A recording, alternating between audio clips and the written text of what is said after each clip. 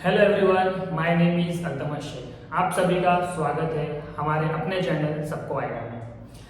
आज मैं आपको कॉस्ट अकाउंटिंग का जो कल आपका पेपर है ऑन 6 मार्च 2023 उसके कुछ शॉर्ट नोट्स के इंपॉर्टेंस देने जा रहा हूँ। राइट, तो मैंने जब कॉस्ट की बुक आपकी गो थ्रू की तो मुझे बहुत ज़्यादा जो शॉर्ट नोट्स दिखी कि कंसेप्ट बहुत वास्ट है। कॉस्ट का जो कंसेप्ट होता है वो बहुत वास्ट होता है और उसके अंदर थियोरेटिकल पार्ट भी बहुत ज़्यादा है। तो जब मैंने उसको एनालाइज करना स्टार्ट किया कि बोर्ड एग्जाम्स के पॉइंट ऑफ व्यू से कौन सी थियरी ज़्यादा इंपॉर्टेंट है, तो ऑलमोस्ट 80 to 100 के करीब करीब मुझे शॉर्ट नोट्स मिला। बट अब हमारे पास टाइम भी कम है और मैं जो वीडियो बना रहा हूँ ये वीडियो भी मैं अभी रात के 11 बजे बना रहा हूँ। आज आपका फाइनेंस का पेपर था। आई होप आपका फाइनेंस का पेपर अच्छा गया और मैंने एनालाइज किया कि फाइनेंस का पेपर बहुत ईजी आया था। राइट, तो अगर यूनिवर्सिटी ने टाइम कम दिया है, सबसे इंपॉर्टेंट, अगर यूनिवर्सिटी ने हमें फाइनेंस और कॉस्ट के बीच में टाइम कम दिया है तो इसका एक मतलब तो साफ है, पेपर आसान आएगा। राइट, तो हमें बस क्या करना है, जितना टाइम हमें मिला है उसमें हमको अपना 100% देना है। राइट, तो अभी आपके पास जितना भी टाइम है, आई होप कि मैं तो वीडियो वैसे लेट बना रहा हूँ। शॉर्ट नोट्स की जो इंपॉर्टेंस है मैं आपको शेयर करूंगा। ये वीडियो अपलोड हो तो शायद टाइम हो जाए, लेकिन तब तक आपने, मुझे पता है, कहीं ना कहीं से शॉर्ट नोट्स का बंदोबस्त किया है। आपको कहीं रेफरेंस मिला होगा, किसी टीचर का वीडियो आपने यूट्यूब पे ऑलरेडी देखा होगा, तो बहुत अच्छी बात है अगर आपने तैयारी कर ली है। राइट, तो अगर आपने तैयारी कर ली है तो अगर एग्जाम से पहले पहले मेरा वीडियो आपको रिसीव हो जाता है, राइट, तो आप एक बार वीडियो को ऑन करके देख लेना क्या कोई नोट्स ऐसी है जो आपने नहीं पढ़ी। तो मेरी नोट्स से आपके जो भी आपने स्टडी की उसको कंपेयर कर लेना। अगर कोई चीज़ मिसिंग है तो एग्जाम में जाने से पहले पहले आप उसको एक बार गो थ्रू कर लेना कि वो नोट्स के बारे में थोड़ी थ्योरी पढ़ लेना। आपको गूगल पे भी मिल जाएगा और मैं आपको जो भी कुछ दे रहा हूँ वो आपकी टेक्स्ट बुक है TY.com की, दैट इज मनन प्रकाशन। राइट, तो almost maximum students and teachers इसी बुक को रिफर करते हैं बच्चों को पढ़ाने के लिए और आप भी इसी बुक को रिफर करो। तो मैंने जितने भी नोट्स लिखे हैं मैं सिर्फ आपको उसकी हेडिंग्स बता रहा हूँ, आपको उसकी सारी डिटेल इस बुक के अंदर मिल जाएगी। एक भी डिटेल आपके सिलेबस के बाहर की नहीं है। चलो स्टार्ट करते हैं कि सर कॉस्ट अकाउंटिंग के लिए शॉर्ट नोट्स के इंपॉर्टेंट क्या है। तो बच्चों मैं पहले बता दूं कि शॉर्ट नोट्स मतलब आपको जो लास्ट में दिया होता है 5 मार्क्स के 5 से 6 क्वेश्चन दिए जाते हैं। तो 5 मार्क्स के जो क्वेश्चन होते हैं उसमें आपको कोई 4 लिखना होता है जिसमें आपको 20 मार्क्स मिलता है। उसी के ऊपर आपको 10-10 मार्क्स के 2 क्वेश्चन पूछे जाते हैं ऑप्शन में। या तो आप ऑप्शन ए करो, 10-10 मार्क्स के 2 क्वेश्चन को सॉल्व करो, या उसके अगेंस्ट में 5-5 मार्क्स के 4 शॉर्ट नोट लिखो। तो मैंने आपको जो क्वेश्चन निकाल के दे रहे हैं आज, तो वो क्वेश्चन में आपको सिर्फ शॉर्ट नोट नहीं, उसमें आपका ऊपर के जो टॉप 10-10 मार्क्स के वाले क्वेश्चन है वो भी इसमें से आ सकते हैं। राइट, तो आपको ये ध्यान रखना है कि सर 80 से 100 मेरे को तो समझ में आया कि आपके पेपर में शॉर्ट नोट्स इंपॉर्टेंट है, लेकिन वो इतने सारे इंपॉर्टेंस मैं आपको अगर अभी दूंगा तो हमारे पास क्या हो जाएगा, टाइम कम पड़ जाएगा सबको पढ़ने का और याद रखना भी मुश्किल है। तो उसको छाट के मैंने टोटल 25 शॉर्ट नोट्स लिखे। अब इससे कम मैं नहीं दे सकता हूँ। अगर मैंने आपको इससे कम दिया और बाय चांस वो पेपर में नहीं आया तो हमारा टाइम वेस्ट हो जाएगा और हमने जो इतना मेहनत किया, एनालाइज किया, वो सारा वेस्ट हो जाएगा। राइट, लेकिन ये 25 शॉर्ट नोट्स 100% इसमें से आपको 5 शॉर्ट नोट्स इंशाल्लाह आ जाएगा। ठीक है, चलो स्टार्ट करते हैं। सर सबसे पहली शॉर्ट नोट जो है एग्जाम पॉइंट ऑफ व्यू से जो आपको पेपर में पूछी जाएगी कॉस्ट के पेपर में, that is note on store ledger control account. हाँ, हमको पेपर में ध्यान में रखना है कि स्टोर लेजर कंट्रोल अकाउंट के बारे में आपको अच्छे से पढ़ के जाना है। राइट, जो आपके चैप्टर्स है उसके अंदर का ही ये शॉर्ट नोट्स है, आपको एक बार बुक से रिफर कर लेना है कि स्टोर लेजर कंट्रोल अकाउंट क्या होता है। शायद ये आपका चैप्टर नंबर 1 ही है।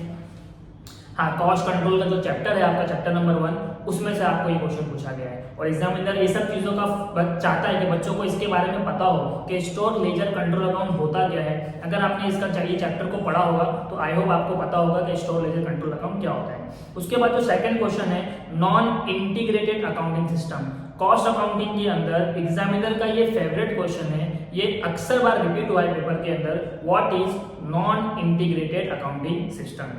उसके बाद जो नंबर 3 है, advantages and disadvantage of control account. Right, again आपके चैप्टर नंबर 1 से क्वेश्चन पूछा गया, advantages and disadvantages of control account. तो अगर एडवांटेज डिसएडवांटेज दोनों पूछा है तो ये 10 मार्क्स के लिए पूछेगा।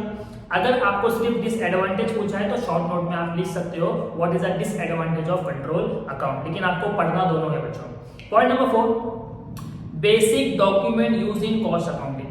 मैंने आपके लास्ट 3 इयर्स के पेपर गो थ्रू किया और 3 साल के पेपर में मुझे ये क्वेश्चन कभी दिखा नहीं, बट मुझे ऐसा फील होता है कि आपको इस बार ये पूछ सकता है what is the basic documents use in cost accounting. तो आपकी बुक में आपको ये आसानी से इसका आंसर मिल जाएगा। Number 5, work satisfied. अगर आपने कॉन्ट्रैक्ट कॉस्टिंग किया है तो कॉन्ट्रैक्ट कॉस्टिंग के क्रेडिट साइड में हम कुछ लिखते हैं WIP करके, material at side, work satisfied and work unsatisfied. तो उसमें जो वर्क सेटिस्फाइड है उसके ऊपर भी क्वेश्चन क्या करता है, एग्जामिनर शॉर्ट नोट्स डालता है कि what is work satisfied, explain करो। राइट। पॉइंट नंबर 6, सेस मतलब कॉस्ट अकाउंटिंग स्टैंडर्ड 6। इसके बारे में भी आपको पेपर में पूछने के चांसेस है और कई बार पूछा भी गया है। Point number 7, joint product. और पॉइंट नंबर 8, बाय प्रोडक्ट। देखो बच्चों, ये दो चीज है जो एक ही चैप्टर में है। One is joint product, another is by product. कभी कभी इनके बीच में डिफरेंस भी पूछता है। राइट। तो आपको दोनों पढ़ लेना है। अगर सिर्फ सिंगल आया तो भी आप शॉर्ट नोट में लिख सकते हो, लेकिन इनके बीच में डिफरेंस पूछा तो अगर आपने दोनों पढ़ा है तो आप इजीली इनका डिफरेंस बता सकते हो। तो joint product and by product एक इंपॉर्टेंट शॉर्ट नोट है।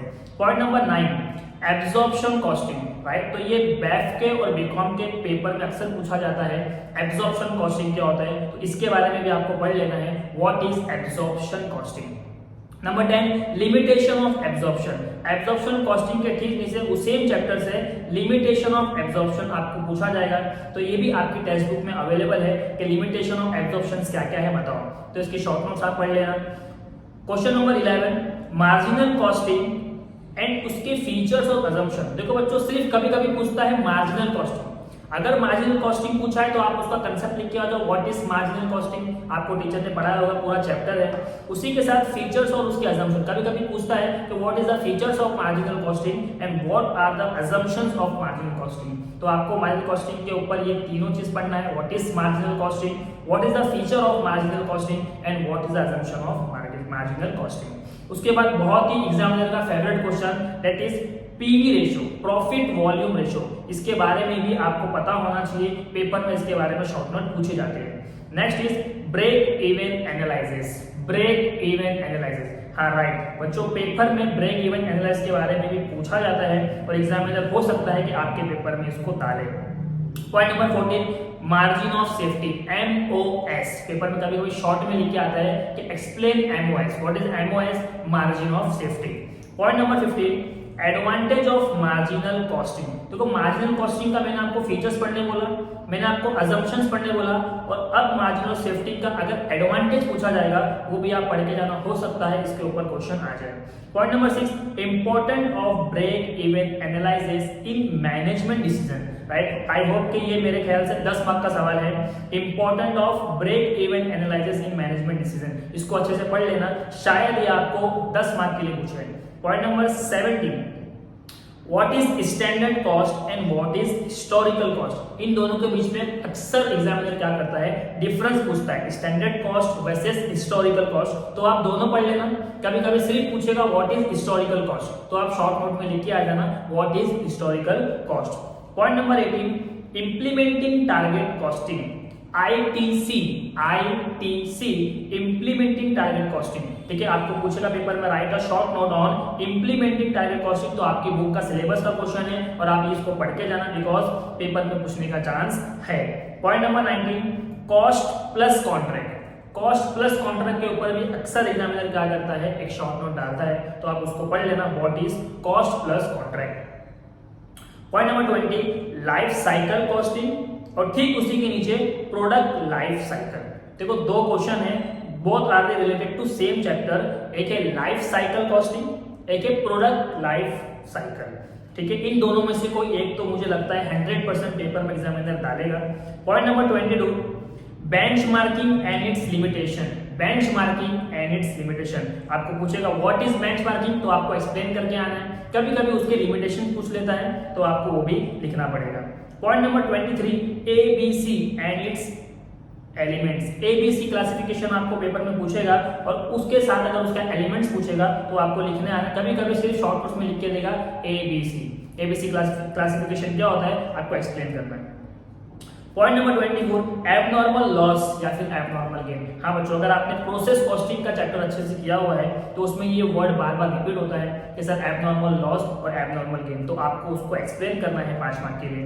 And the point number 25 and the last point, labour variance. इसको स्टार मार्क कर लेना। लेबर वेरिएंस एक बहुत बड़ा टॉपिक है जिसके अंदर कुछ आर्ट्स के ऊपर है, कुछ रेट्स के ऊपर है, राइट। कितना यूनिट बनाएगा तो कितना वेरिएंस मिलेगा, कितना घंटा काम करेगा तो कितना वेरिएंस मिलेगा, तो उसके अंदर कुछ सब पॉइंट्स है। तो लेबर वेरिएंस वाला जो पार्ट है ना वो आप अच्छे से गो थ्रू कर लेना, उसमें से कुछ भी पूछेगा आप आसानी से लिख सकते हो। तो ये 25 शॉर्ट नोट्स है, ये मैंने आपको कम से कम दिए बच्चों, जितना हो सके मैंने उसको कम किया है, बिकॉज थ्योरी पार्ट बहुत है कॉस्ट अकाउंटिंग के अंदर, राइट। अगर आपने उसको गो थ्रू कर लिया, एकदम भी आप उसको रट्टा मारते नहीं बैठना, बिकॉज टाइम चला जाएगा, क्योंकि आपको प्रैक्टिकल सम्स करने का टाइम बिल्कुल नहीं मिला है। आज ही आप फाइनेंस का पेपर देकर आए हो, आज फिर आपको शायद ही सोने का या आराम करने का मौका मिला होगा और आपको कॉस्ट पढ़ने बैठना पड़ा, राइट। तो आपको क्या करना है, पहले प्रैक्टिकल अच्छा करो। अगर आप प्रैक्टिकल नहीं पढ़े, आपने साल भर क्लासेस नहीं गए, तो एक दिन में प्रैक्टिकल सीखना मुश्किल, थोड़ा सा मुश्किल हो जाता है। बट अगर आपने एक चैप्टर भी कर लिया, that is process costing. Process costing सबसे इजीएस्ट चैप्टर है पूरे कॉस्ट का। आप उसको 1 घंटे में या 1.5 घंटा अगर लेके बैठोगे तो अच्छे से सीख जाओगे, राइट। तो मैंने YouTube पे उसके ऊपर एक वीडियो डाला हुआ है, उसकी लिंक मैं आपको डिस्क्रिप्शन में डाल दूंगा। तो आप प्रोसेस कॉस्टिंग को अच्छे से कर लो। अगर प्रोसेस कॉस्टिंग कर लिया तो 20 मार्क्स वहां से मिल जाएंगे। 20 मार्क्स की शॉर्ट नोट्स आपने पढ़ ली, 40 मार्क्स, और 20 मार्क्स के ऑब्जेक्टिव 60 मार्क्स। कोशिश करना कि ये थियरी इतना अच्छे से पढ़ लो, थोड़ा रीड कर लो कि हमारे ऑब्जेक्टिव्स भी कवर हो जाए, राइट। मेरे पास इतना टाइम नहीं था, बिकॉज आप लोग का फाइनेंस का पेपर हुआ, फाइनेंस के पेपर के बाद मेरा ऑफलाइन लेक्चर्स थे इधर यहाँ पे, तो उसकी वजह से मैंने आपको कॉस्ट के ऑब्जेक्टिव्स के इंपॉर्टेंस नहीं दे पाया। बट आप ये शॉर्ट नोट्स को पढ़ना 100%, इसमें से 5 क्वेश्चन आपके पेपर में हो गए इंशाल्लाह, ठीक है। तो अगर वीडियो पसंद आया तो वीडियो को लाइक करना, अपने फ्रेंड ग्रुप में शेयर करना और चैनल को सब्सक्राइब करना। इसके बाद जब भी आपका नेक्स्ट पेपर है, दैट इज इकोनॉमी, जिसमें आपको 3 दिन की छुट्टी है, उसमें मैं 100% आपको सारे पेपर का यानी पूरे 100 मार्क्स के लिए IMP देने वाला हूँ with objectives and brief answer. Thank you so much for